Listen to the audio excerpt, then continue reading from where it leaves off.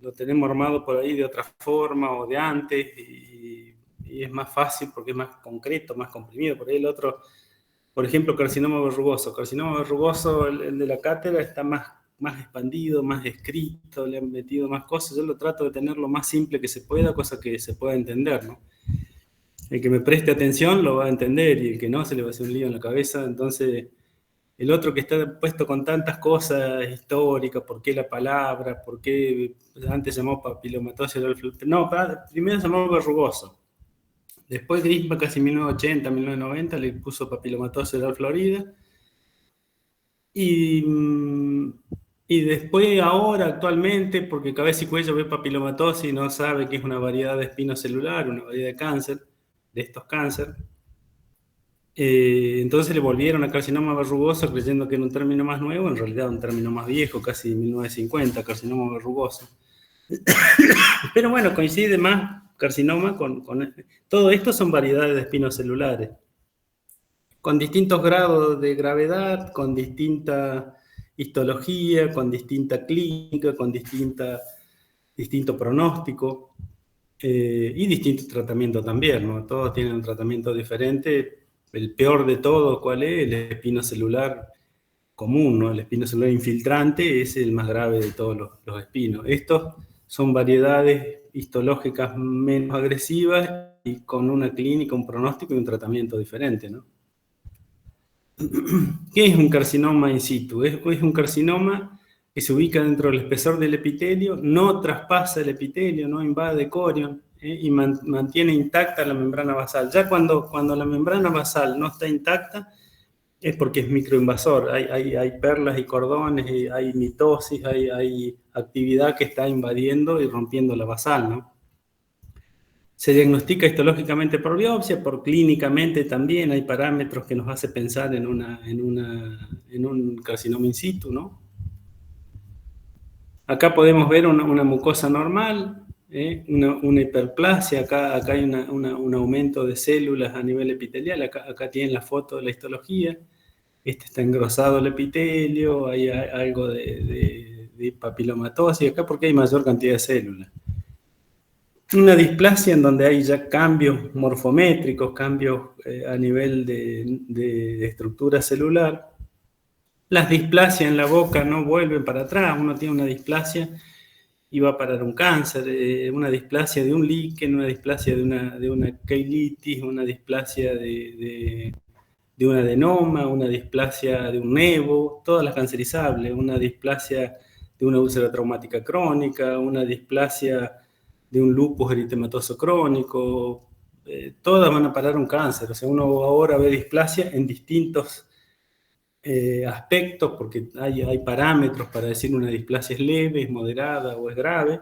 Una displasia grave está al borde de ser un carcinoma in situ, al límite del precipicio. O sea, hay un precipicio para estas lesiones, clínico e histológico, y que clínicamente hay que estar muy atento y tener mucha clínica para poder pensar en estas lesiones, sobre todo displásicas, y que son parámetros, sobre todo en lesiones erosivas, lesiones traumáticas, líquenes erosivos, son lesiones que no reparan con nada, que no mejoran con corticoides, no mejoran con vitamina, no mejoran con antimicóticos.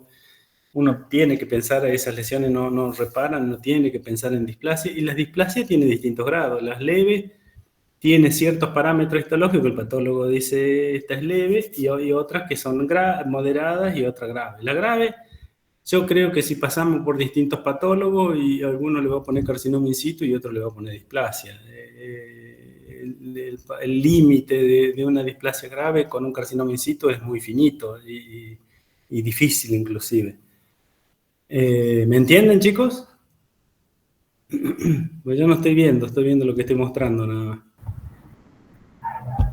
Creo que se entiende. ¿Se entiende?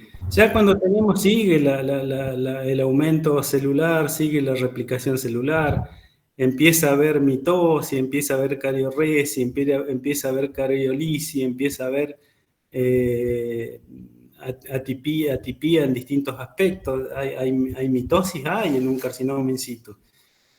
toda la alteración, pero siempre respetando la basal. Acá pareciera que hay una célula que la está queriendo invadir. No, si la invade ya sería un carcinoma microinvasor. Una célula rompe un poquito la basal y traspasa la basal, ya es un carcinoma microinvasor y ya tiene otra clínica, otro tratamiento, otro pronóstico. Y acá a nivel histológico tenemos lo mismo, tenemos atipía, tenemos poiquilocariosis, o sea, las células están más marcadas, se tiñen más que una que tiene displasia y que una que tiene normal, ¿no? Si uno lo ve a gran aumento hay mitosis, y cuando ya esas células o perlas o cordones córneos invaden el corion buscando vasos e irse a otro lado, irse a pulmón, irse a riñón, irse a hígado, irse a cerebro, yo creo que debe haber millones de células que invaden los paquetes vasculares o linfáticos tratando de producir metástasis, pero que no todas anidan, también depende del sistema inmune, que algunas aniden y que otras no. Debe haber mucho más células invadiendo el paquete vascular que las que realmente anidan. Las que anidan, uno por ahí en pacientes con metástasis ve 10, 15, 20 metástasis y esto debe invadir por hora miles de células, ¿no? Y después van a parar a donde irriga, donde hay vasos irrigando, ahí van a buscar, por ahí buscan algún área inflamatoria, las metástasis que vienen de otro lado a la boca, por ejemplo, de tumores de riñón, tumores de pulmón, tumores de próstata que padecen en boca, buscan áreas más vascularizadas, buscan áreas inflamadas inclusive, donde el vaso está más dilatado y hay más capilares, donde hay una vasodilatación, hay capilares dilatados, y generalmente en esos lugares donde más anidan. Y si va de la boca al resto del cuerpo, antes van al área linfática, van a los ganglios del cuello, y de los ganglios del cuello buscan invadir otras áreas, ¿no? Pero eso lo hacen los invasores, ¿no? Los carcinomas invasores, los que ya mandan perlas y cordones. Acá hay perlas y cordones invadiendo, acá hay una perla, acá hay, no se alcanza a ver otras, acá hay otras que se están desprendiendo. Esta es la más clarita que se ve. Esto ya es un carcinoma invasor, con otro pronóstico, con otra evolución. Entonces una cosa es un tejido normal, otra cosa es una hiperplasia epitelial, como por ejemplo, ¿dónde puede haber una hiperplasia epitelial? Y en una queratosis, en una verrugosidad. Y si sigue la evolución, sigue algo que traumatiza, la cándida que se sobreagrega, hay una predisposición oncológica para edad, herencia, la dieta, fuma, toma, tiene contacto con algunos contaminantes ambientales, y va a ser una displasia leve, moderada, grave. Sigue el problema porque no es solucionado, una displasia la tenés que operar, salvo la de la cándida albicans. La displasia de la cándida albicans es la única que hasta ahora involuciona, el resto no. Yo digo de displasia porque las displasias en otras partes del cuerpo, por ejemplo una displasia mamaria, cuando hay displasia en un nódulo mamario, y lo resuelven con vitamina A y D en altas dosis, vitamina A y E, sobre todo en altas dosis. Nosotros la displasia no la solucionamos con nada, podemos darle vitamina A, E, le podemos dar todo lo que quiera y no va a involucionar, entonces tenemos que operar. ¿Se entiende, chicos? Un carcinoma in situ, el tratamiento es quirúrgico también, hasta ahora no hay otro tratamiento. Y si uno lo deja, ¿qué va a pasar? Y va a terminar en un carcinoma invasor, con otra gravedad, filtrando primero a los ganglios del cuello y después yéndose a otras partes del organismo. O sea, la invasión celular infiltra con perlas y cordones córneos en profundidad, empieza a palparse más lo nodular, algunas veces se ulcera, se hace úlcero vegetante, otras veces si es una lesión con hiperplasia epitelial va a ser borde verrugoso, un gancho, una prótesis que le pegue, va a ser una lesión o una úlcera. La que se transforma son los bordes, acuérdense que la que se transforma de una úlcera traumática crónica son los bordes, no es el fondo de la lesión, no es el fondo necrótico, es el borde el que se transforma. Y esa lesión va a buscar producir perlas y cordones córneos que van a invadir como un asta de ciervo en profundidad. La clínica arriba va a cambiar, el borde se va a elevar, se va a indurar más, se va a evertir, va a perder vascularización el fondo que era necrobiótico al ser traumático crónico, y va a pasar a ser más necrótico, más sucio, puede tener algunos abscesos porque corta la vascularización, se mandan bacterias a esa necrobiosis que pasa a ser necrótica y puede haber algunos abscesos en el lugar. Se cambia toda la clínica cuando va evolucionando a una lesión más grave, ¿no? Este es un poco de displasia, entonces la displasia leve en tercio inferior del grosor total del epitelio, o sea que acá están marcadas las distintas displasias. Una leve en la parte inferior se engrosa toda la parte epitelial. En una displasia moderada se engrosa hasta el tercio medio. Y en una displasia grave y carcinoma in situ se aumenta el espesor de todo el epitelio, como acá. ¿Se entiende esto? Moderada, grave o severa, una displasia severa o grave es lo mismo, ¿no? Esto después se los paso. Hay distintas arquitecturas de la displasia, o sea que hay irregularidades. Es un poco lo que yo le dije, hay estratificación de la basal, duplicación de la basal. A su vez hay figuras mitóticas. Tiene que haber mitosis, porque si no hay mitosis no hay cáncer, sería una lesión cancerizable. Por ejemplo, una leucoplasia no tiene mitosis, un líquen no tiene mitosis, una úlcera traumática crónica no tiene, una caelitis no tiene mitosis. Cuando tiene mitosis estamos metiéndonos en un carcinoma in situ, un carcinoma microinvasor. Bueno, un carcinoma invasor depende de qué alteración haya a nivel de estructura, ¿no? ¿Se entiende lo que digo?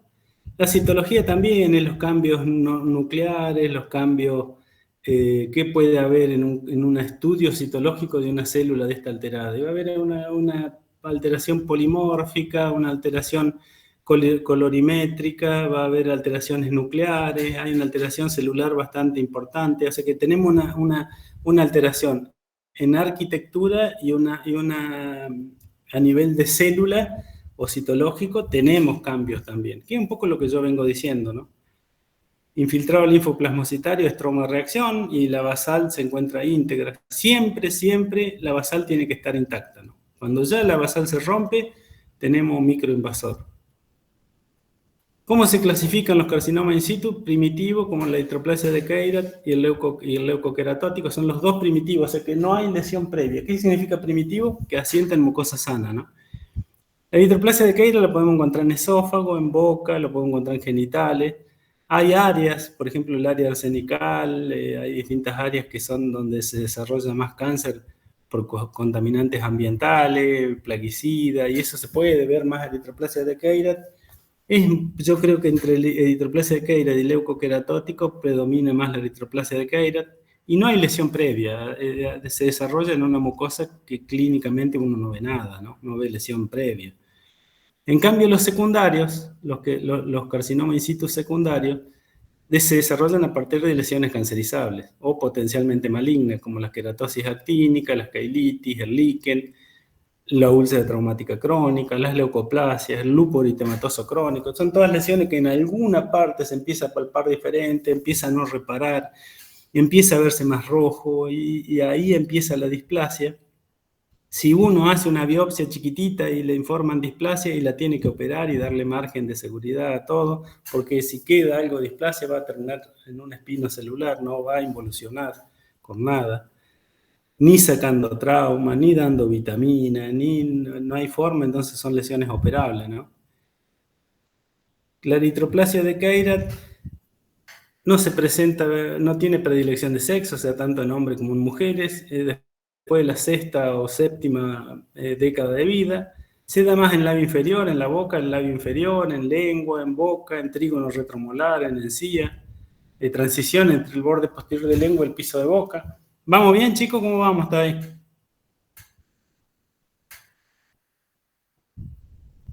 Si se corta, dicen... Bien, profe, todo bien. Todo bien, profe. Se escucha muy bien. No, yo pregunto porque por ahí no escucho nada y no sé si se cortó o estoy hablando solo, ese es el problema. Entonces es una mancha roja, la eritroplasia generalmente se ve como una mancha roja, aterciopelada, asintomática, no molesta para nada. Por ahí se presenta como una atrofia. Cuando uno la busca palpar, empieza a sangrar, sangra muy fácilmente con el roce del guante, se hace erosiva y empieza a sangrar y sangra mucho generalmente. Bordes irregulares, pero nítidos, uno puede diferenciar bien hasta dónde termina y dónde empieza el tejido sano. El aterciopelado que tiene es un rojo intenso, es un rojo diferente a la atrofia, ¿no? A una lesión atrófica, por ejemplo, por cándida, una lesión atrófica por trauma. Este es un rojo algo diferente, el velvético es un rojo más violáceo, es un rojo más intenso, es un rojo distinto, ¿no? En ocasiones puede tomar un aspecto de eritroplasia moteado, o sea, puede alternarse con lesiones blancas, y ahí me gusta menos, ¿no? Cuando empezamos a tener ya lo moteado entre rojo y blanco, es más grave todavía. La evolución va a desarrollar a un carcinoma infiltrante, a vegetantes, ulcerado, o puede ser verrugoso ulcerado, y lo hace a focos múltiples, porque son lesiones, tanto las displasias como los carcinomas in situ, como la eritroplasia de Keita, con leucoqueratótico, no son lesiones localizadas chiquititas, son lesiones muy extensas. Y en alguna parte hay que palpar todo, porque en alguna parte puede desarrollar un espino. Es la evolución natural de un carcinoma in situ, es terminar en un espino, ¿no? Una vez diagnosticada la lesión, clínica histológicamente, el tratamiento es quirúrgico, como las displasias, y que hay que darle criterio oncológico con margen de seguridad, o sea, hay que sacar mucho más de lo que uno cree, ¿no? Si uno cree que llega hasta cierto lugar, y hay que darle más margen, por el tema de que si queda 1 milímetro, ese milímetro se va a transformar, ¿no? Acá podemos ver la histología, hay un estroma, reacción, o sea, acá hay tejido inflamatorio, hay vasos dilatados, porque esto está siendo agredido. La membrana basal está intacta y tenemos cariorresi, cariolisi. Esto blanco, eso blanco que se ve acá, esos globitos blancos con un núcleo adentro, son coilocitos, aparentemente lesiones de HPV. Hay que ver cómo se ve clínicamente esta lesión, pero debería verse más blanca arriba, no tan eritroplásica, sino blanca, ¿no? Esta no es de la misma paciente, pero esta es una paciente en piso de boca con un área eritroplásica. Esta área eritroplásica uno la busca palpar y empieza a sangrar. Ustedes ven que es bien nítido, podemos diferenciar bien dónde termina lo rojo y dónde empieza el tejido sano. Cuando esto se opera, miren lo que es esta cirugía, esto va a ser terriblemente extenso, hay que meterse casi debajo de la lengua, y darle margen a esto es irse por lo menos 1 centímetro más allá de lo que estamos viendo, ¿no? ¿Se entiende? Y si llega a decir el patólogo que en los bordes hay displasia, hay que volver a operar y darle más margen todavía. No son lesiones que se deban operar con mucha profundidad, o sea, la cirugía no es operar hasta el músculo, hasta glándula submaxilar y mandarse bien adentro, lo más adentro que se pueda, sino son lesiones muy finitas, mandarnos debajo del epitelio y levantando todo, pero no en profundidad, sino en expansión, y esto es terriblemente expansivo, ¿no?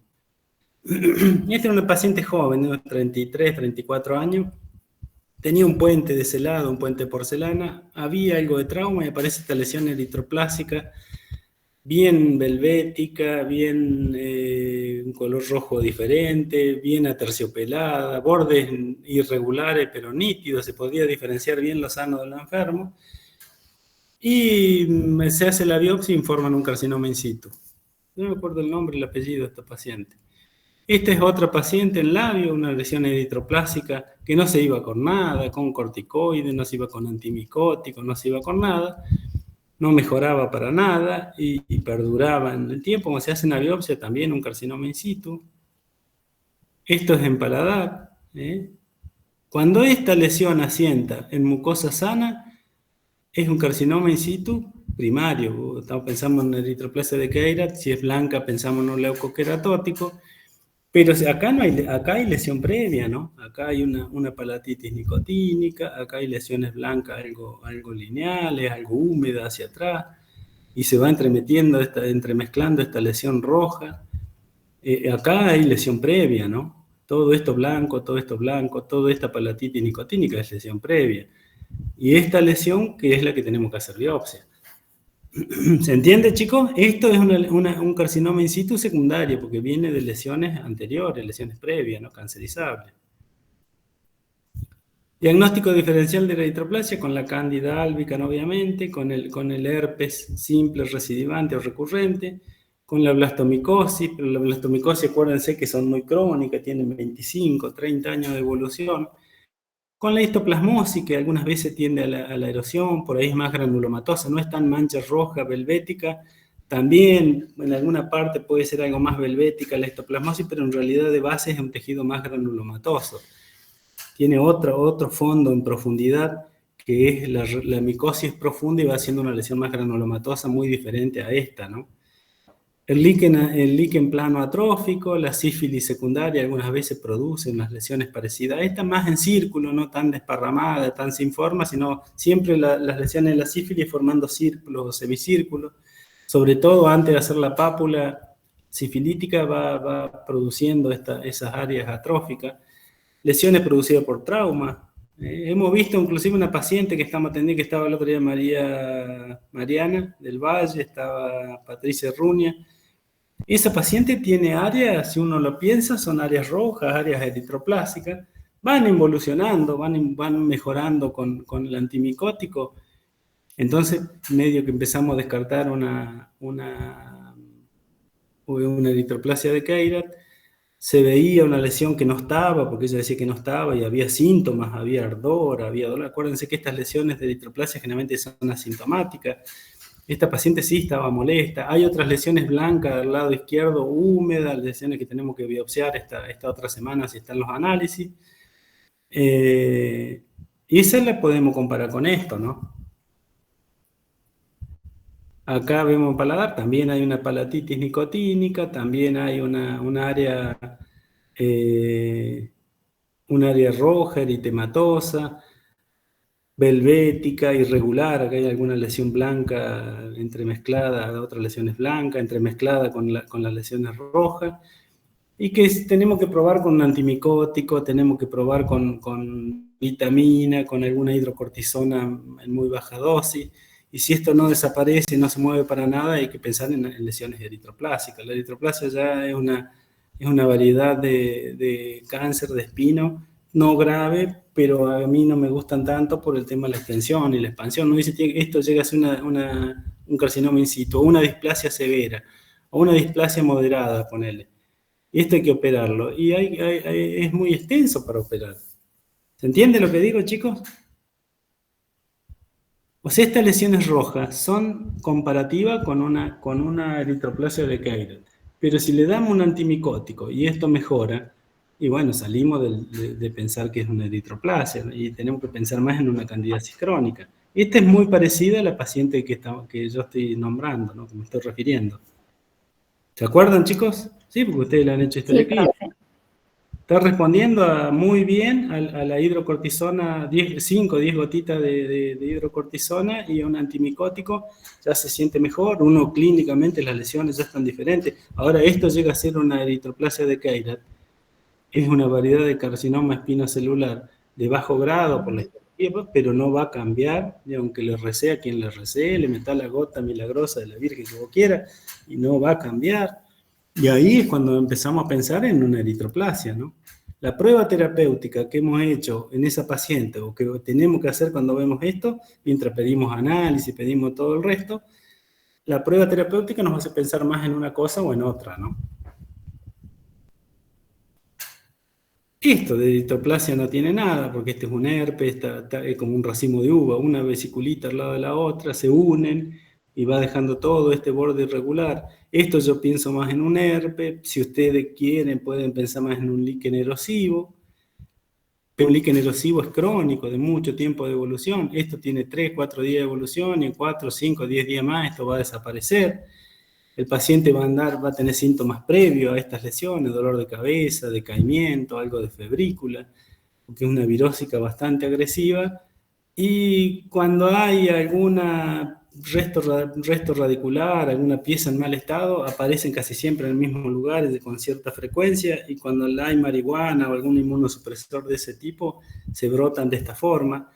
Y que uno siempre tiene que preguntar, ¿no? Si consume eso por el tema de la agresividad de estas lesiones, ¿no? Todas las virósicas, el HPV, lo mismo, el HPV con la inmunosupresión de la corticoterapia, por algo, por el asma en los aerosoles, por artritis reumatoidea, por alguna enfermedad autoinmune, que se da corticoterapia en forma crónica, estas lesiones son más agresivas en esas personas. Y la marihuana es un terrible inmunosupresor. Por eso es que está tan asociado inclusive al cáncer de boca, mucho más potente que el cigarrillo, ¿no? Tiene muchos componentes, tiene el 5 y el 6 ciscannabinoides que son inmunosupresores, El HPV de cuello de útero, el HPV de alto riesgo que aparece en boca, desarrolla mucho más en estos pacientes por el 5 y el 6 ciscannabinoide, el citomegalovirus lo mismo, el herpes hace el brote terrible, como si le metiera corticoide o peor en un paciente que fuma marihuana.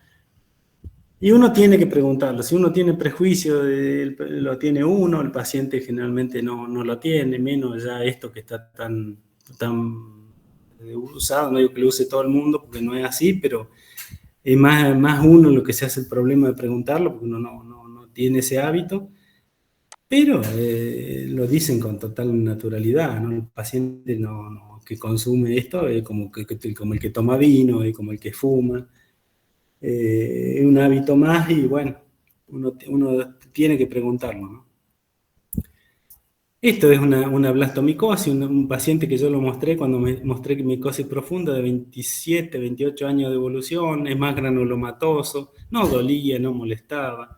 En la biopsia ahí nomás se confirmó que era una blastomicosis sudamericana y que se trata con antimicótico. Esto no es para que pensemos por el fondo granulomatoso que tiene, no es para que pensemos en una micosis profunda. Una histo lo mismo, acá se ven áreas eritroplásicas, se ve necrobiosis, todo esto es necrobiosis. El paciente viene muy decaído, con mucha pérdida de peso. Hay que investigar HIV también, porque es una de las formas de la histoplasmosis, una de las formas del HIV. Los linfomas también, las leucemias también, sobre todo el linfoma B. Pero hay un fondo eritroplásico y dentro de eso necrobiosis, pero esto es un tejido más granulomatoso, más inflamatorio que una eritroplasia de Keirat, y uno tiene que pensar más en estas lesiones en una micosis profunda, ¿no? Entonces acá tenemos un líquen de encía, en donde también produce lesiones rojas, pero hay lesiones previas. Ahora que estas lesiones puedan terminar en una displasia leve, moderada, grave, o en un carcinoma in situ, y sí, porque el líquen es cancerizable, pero va a ser no primario, no una eritroplasia de Keirat, sino va a ser un carcinoma in situ secundario a un líquen, a una cándida, secundario acá tenemos otro líquen, estas estrías, estas entradas, la hace únicamente el líquen, y que esto vaya a terminar en una displasia leve, moderada, grave, en un carcinoma in situ o en un invasor, y sí, es la gran posibilidad, y si esto no tiene control, va a terminar. ¿Y qué control podemos hacer nosotros en esto? Descontaminar con antimicótico, vitaminizar, meter placa de protección mucosa, solucionar lo periodontal. Acá hay que dar una solución también odontológica, porque pacientes con diastema, pacientes con mala higiene, todo esto rojo, también es respuesta a la cándida, respuesta a la mala higiene, a la placa, al sarro. Hay bruxismo, todo el desgaste de los dientes, todo el deterioro odontológico que tiene repercute en las mucosas también, ¿no? Esto es lo que yo decía, que hay veces que hace lesiones eritroplásicas, sobre todo antes de hacer la pápula, la sífilis, pero que siempre la va haciendo en forma de círculo, círculo, semicírculo, círculo. Acá hay un semicírculo. Acá vas a otra que acá ya está adentro formándose lo blanco de la pápula, pero círculo, círculo. Siempre la pápula hace. Acá hay otra lesión eritroplásica, pero también formando círculo. Acá hay otro semicírculo, una media luna, si ustedes quieren ponerle otro nombre. Pero es distinto, porque el formato, la forma clínica es diferente, ¿no? Esto también se le cae el pelo, seguramente hay lesiones en piel, hay microadenopatía, es un paciente de riesgo porque no se cuida. Y bueno, todo eso uno tiene que evaluarlo, cosas que no hay en una eritroplasia generalmente, ¿no? El leucoqueratótico, entonces, lesiones blancas que persisten, que duran, que no se van con nada, es un blanco diferente, es un blanco más parecido a lo acantótico de lesiones de HPV que a las lesiones que tan queratóticas de un fumador, o tan leucoplasia grado 2, grado 3 de un fumador, son más secas, son diferentes las lesiones, ¿no? Es de aspecto leucoplásico, manchas blancas en forma de copos de algodón, húmeda, traslúcida, brillante, tal cual es como se ve las lesiones de HPV también, y se caracteriza por un crecimiento en superficie, infiltra corion adyacente. Ven que esto perfectamente puede ser lesiones de HPV, ¿no? Lo va a definir la histología cuando hagamos biopsia. Esto también, lesión húmeda, transparente, bien nítida, podemos diferenciar bien lo sano de lo enfermo, y que si esto decimos es una lesión por lo traslúcido y húmedo, pensamos en HPV y está bien, y también si pensamos en un leucoqueratótico también está bien. ¿Qué es lo más frecuente? Y lo más frecuente es ver más lesiones de HPV que leucoqueratótico. Leucoqueratótico yo he visto 1 o 2 en toda mi vida en 30 años. Y lesiones de HPV veo cientos. Por ahí creo que es leucoqueratótico, hago la biopsia, el patólogo me informa coilocito, todo lo que los parámetros histológicos, pedimos PCR y es HPV, y entonces no es tan frecuente ver un leucoqueratótico, ¿no? Diagnóstico diferencial del leucoqueratótico, con candidiasis crónica también, con leucoplasia grado 1 y grado 2, acuérdense, y moteada, acuérdense que es más seca, la moteada es blanco con rojo, manchas blancas con área erosiva o atrófica, con leucoplasia proliferativa, con leucoplasia idiopática, con leucoplasia vellosa del HIV, que es la que producía el Leitenbar. Leitenbar producía la leucoplasia vellosa de borde de lengua, se acantona Leitenbar en los pliegues del borde de lengua, y cuando está tan inmunodeprimido, con tan bajo nivel de CD4, aparecen esas lesiones vellosas. El líquen plano típico, el líquen queratótico, con eso la tenemos que diferenciar, y son las que podemos pensar en un leucoqueratótico, ¿no? Acá vemos un paciente candidiasis crónica, esto ya tiende a vegetar, no podemos confundir, yo creo, un leucoqueratótico con esta lesión más roja, ¿no? Esto es más rojo que blanco. Esta sí, esta es algo moteada, esta es una leucoplasia de un fumador de base triangular, acá está la base y acá está el vértice, ¿no? El vértice posterior. Esta es mucho menos del otro lado, de un lado y del otro. Acá se ve mucho más del lado derecho, no, al lado izquierdo que el lado derecho. Esta ya tiene otro aspecto moteado. Esto sí podemos pensar en un leucoqueratótico, pero es una leucoplasia verrugosa proliferativa, comienza y va expandiendo toda la lengua, pero que también tenemos derecho a pensar en un leucoqueratótico. Si vemos estas estrías, hay algunas estrías, también podemos pensar en un líquen. Son las cosas que después diferenciará el patólogo cuando hagamos biopsia, ¿no? Leucoplasia idiopática, esto generalmente trauma o efectos galvánicos, o HPV por los blancos húmedos, no es tan blancos, ahí parece más blanco seco, parqueteado, y en los bordes parece más húmedo. Hay que hacer biopsia, eliminarlo y vamos a ver qué dice el patólogo, pero uno ve esto blanco, puede pensar en un leucoqueratótico, en una lesión de HPV o en una leucoplasia, ¿no? Esta es leucoplasia vellosa porque pareciera que tuviese pelos, y se acantona el Leitenbar en los pliegues de la lengua, y cuando llega a cierto nivel de CD4 aparecen estas lesiones que no son leucoplasiformes, son húmedas, son lesiones húmedas y que tienen otra disposición diferente al HPV, ¿no? Este es un líquen, forma de red, forma de lecho, forma de red. Acá también tiene forma de red. Esto ya se va queratinizando, y uno ya cuando se queratiniza empieza a dudar si es un líquen queratótico, una leucoplasia secundaria líquen.